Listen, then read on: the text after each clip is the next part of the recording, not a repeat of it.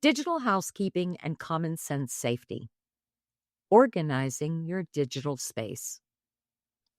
Think about your computer like a house and your phone like a car.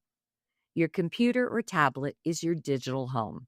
And just like in real life, it doesn't matter whether you live in a house, an apartment, or a trailer. It also doesn't matter what kind of digital home you have either. A desktop, a laptop, or a tablet, it can still work for you. A phone is a little different. Just like a car can be useful, but it isn't the ideal place to live, a phone isn't the ideal digital home for your college life. One thing to remember about your devices is this. Just like homes and cars, if you don't organize them, clean them, keep up with maintenance, and protect them, things start to go wrong.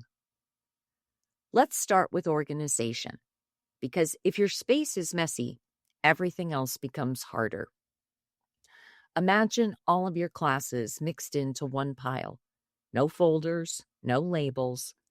That's what your computer looks like when everything is saved in one place. Instead, create separate folders for each class, just like binders or folders in real life. And name your documents clearly. Document 26 doesn't help you, but ENGL 1010 underscore SA2 underscore outline, now you know exactly what it is. Name your files clearly according to type and version.